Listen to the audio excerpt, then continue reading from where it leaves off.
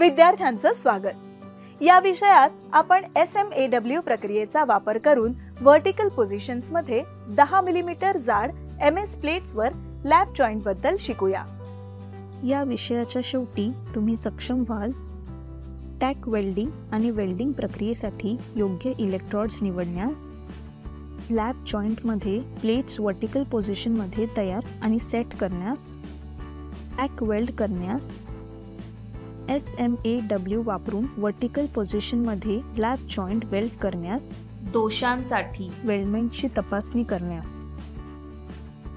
आता SMAW process वापरून vertical position मध्ये 10 mm जाड MS प्लेट्सवर लॅप जॉइंटसाठी आवश्यक असलेली साधने पाहू।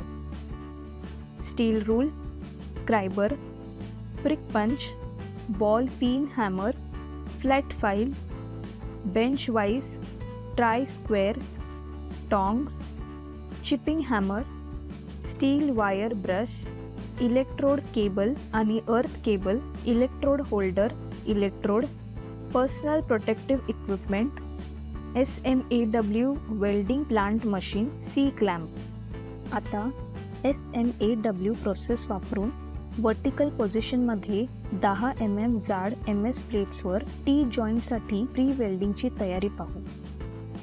दोन 10 mm जाड MS प्लेट्स कापून घ्या, 150 mm length by 50 mm width.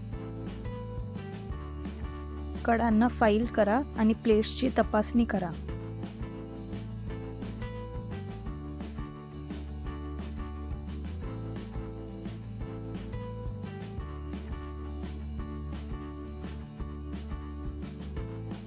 Lap joint set करा आणि त्यांना टॅक वेल्ड करा। रिंगचे अंतर 25 mm असावे, जेणेकरून टॅकिंग नंतर त्यांच्यामध्ये कोणतेही अंतर नसेल। प्रत्येक रनसाठी इलेक्ट्रोड्स तयार ठेवा। रूट रनसाठी वापरा 3.15 mm इलेक्ट्रोड आणि 120 amps करंट। सेकंड आणि थर्ड रनसाठी वापरा 4 mm इलेक्ट्रोड आणि 160 amps करंट। आपण प्री वेल्डिंगची तयारी पाहिली आहे।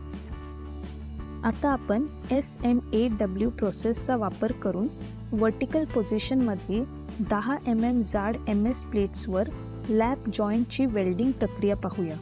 वर्टिकल पोझिशनमध्ये वेल्डिंग पोझिशनरवर जॉब लावा। वर्टिकल पोझिशनमध्ये लॅप जॉइंट वेल्डिंग करणे नेहमीच खालील समस्या। प्लेटच्या वरच्या कड्यांपैकी एक जळत आहे, कडा वितळल्या। इलेक्ट्रोड योग्य प्रकारे हाताळल्यास यावर मात केली जाऊ शकते। लॅप जॉइंटवर वर्टिकल पोझिशनमध्ये बीड जमा करण्याची पद्धत। 110 amps करंटसह 3.15 mm डाया इलेक्ट्रोड वापरा। वीविंग मोशनसह रूट रन जमा करण्यासाठी शॉर्ट आर्क वापरा, जेणेकरून वेल्ड मेटलची सॅगिंग टाळता येईल।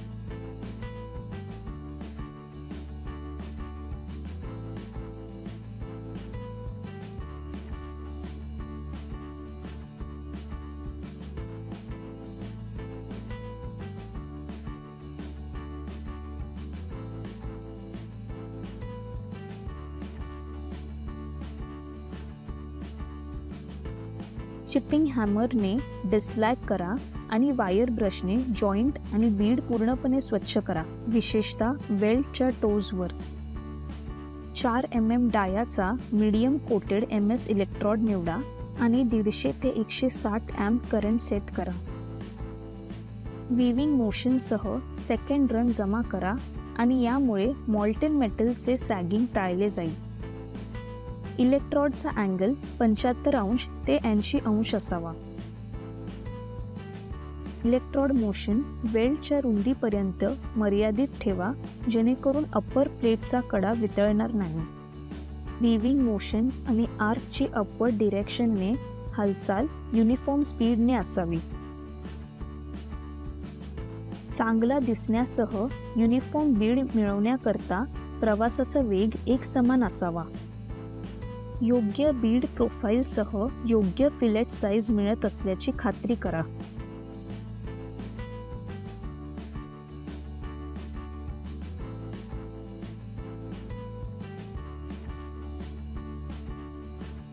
वायर ब्रश वापरून सांधे स्वच्छ करा आणि कोणत्याही बाह्य दोषाची तपासणी करा. क्रेटर भरल्यानंतर वर्टिकल पोझिशनमधून जॉब काढा.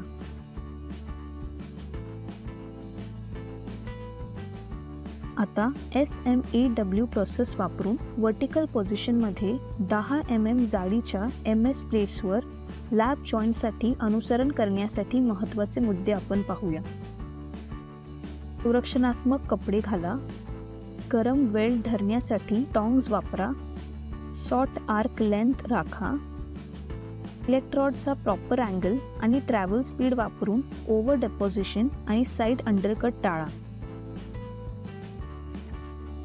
योग्य फीड प्रोफाईलसह फिलेटचा आकार योग्य असल्याचे आणि टॉप प्लेटचा कडा वितळला नसल्याचे सुनिश्चित करा.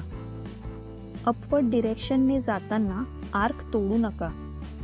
बॉटम प्लेटवर वेल्डच्या टोला कोणताही अंडरकट नसल्याची खात्री करा. ओव्हरलॅपिंग डिस्टन्स बेस मेटलच्या जाडीच्या 3 पटपेक्षा जास्त नसावे. तपासणी प्रक्रियेदरम्यान कोणते डिफेक्ट्स ओळखले जाऊ शकतात ते पाहूया.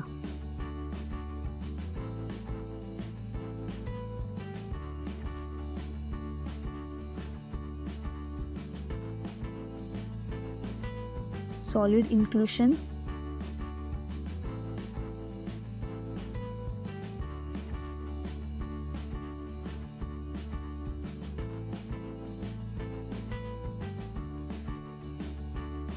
Over डेपोझिशन,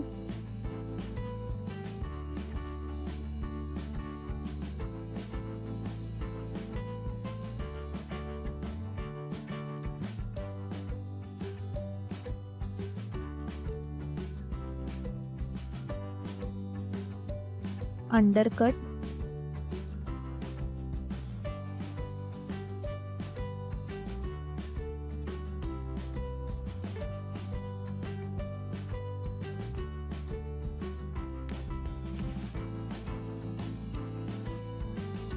lakh of penetration.